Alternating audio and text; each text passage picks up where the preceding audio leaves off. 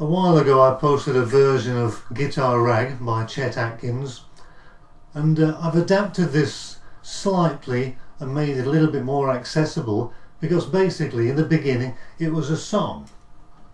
And if you find a video of Tommy Emmanuel singing this as a song on YouTube, you'll see that as well as being technically excellent, of course, there's a kind of fun with it and a passion and a movement that is very often missing in other people's performances. Even though somebody may be technically excellent, there's a little bit something extra that we're looking for. So what I'm going to do in this lesson is to split it up into maybe 4 parts. We'll see exactly how it goes. But for the first lesson, we're going to take a look at the first section and try and work out how we can try and give that same enthusiasm as someone like Tommy Emmanuel without needing to spend 2,000 hours learning how to make his fingers work exactly in the same way, because obviously the man is a genius. So this is a piece in E, and we use an E chord, and in places an E7 chord, and then we have this chord, basically an F on the 2nd fret, so F sharp, but maybe not a full F sharp, a half chord. And we also use our little finger to give that characteristic. And then we go down to B7, sometimes in this form and sometimes in this form, and we slide that up and back to E. Now I also use a kind of a hybrid chord on the 5th fret, it's A,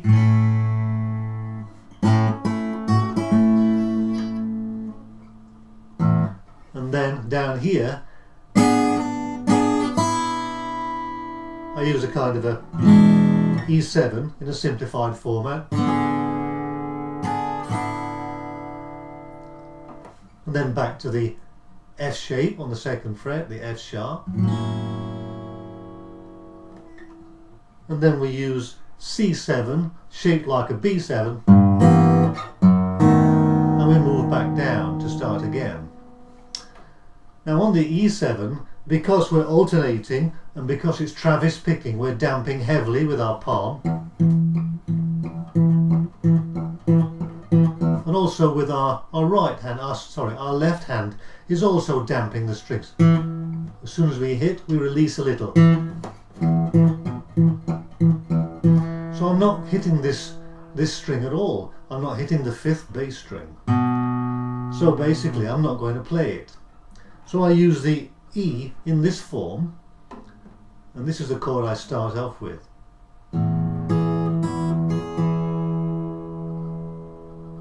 And then, as you know, we move up to the F sharp.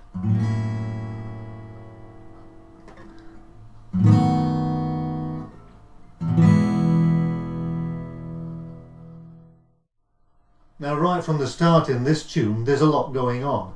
The fingers, both the fingers are being used. At the same time the thumb is maintaining that solid Travis beat. But we need to we can't just dive straight into this and start to play all the intricate stuff. We need some kind of strategy to approach it. So what I suggest is that first of all we just use one finger, and instead of making the intricate sound we just make the basic sound.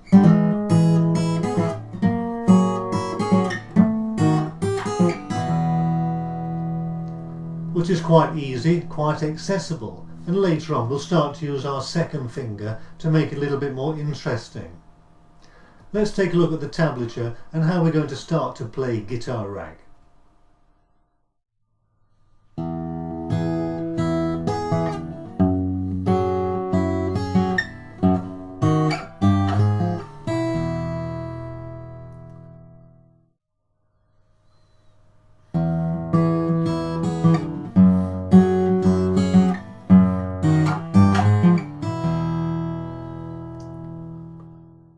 So now we have this basic strategy to start to play the song.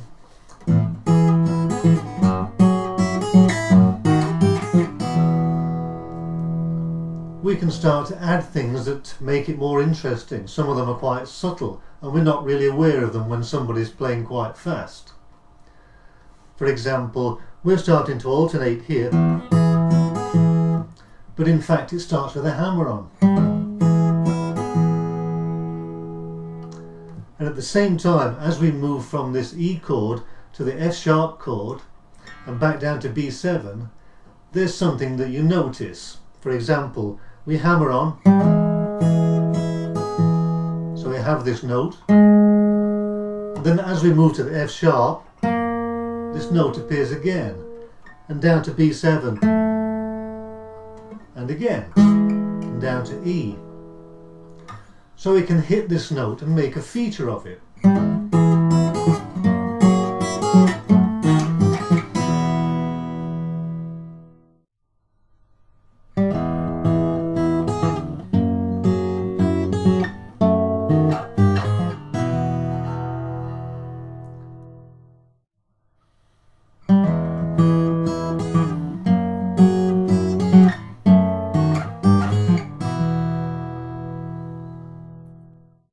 So we start to add the interest.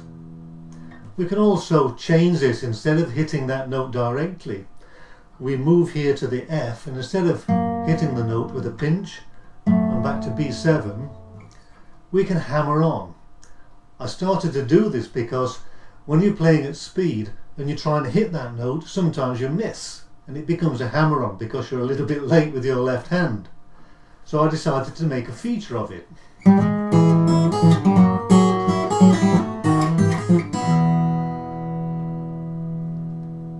So you can mix these two up. Sometimes if you're fast enough you can hit that note directly, or you can just hammer on and make a feature of it. Let's take a look at the tablature for that section.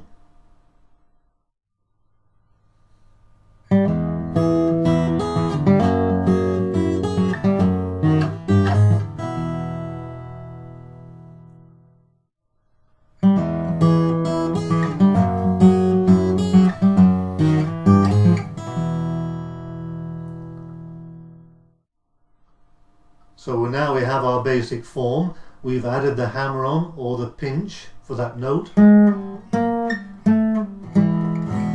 which adds to the interest. And now we want to add something, a little something, to the treble strings. At the moment we're using one finger.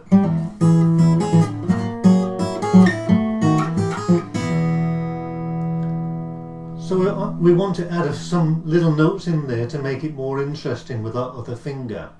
Now this means that where you were using your first finger before for the melody, because you're going to be slipping a note in before that melody, the main melody note, you'll have to hit with your first finger and then your second finger follows on. It sounds like this.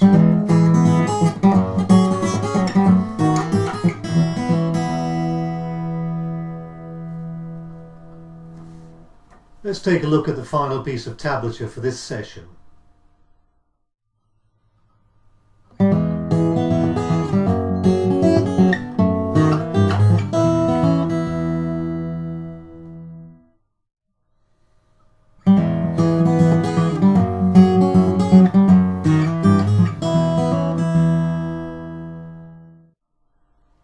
I hope you enjoyed that. The next time we'll take a look at what happens when we move up to the fretboard and some other variations. Keep on picking, have a good time. I'll see you next time.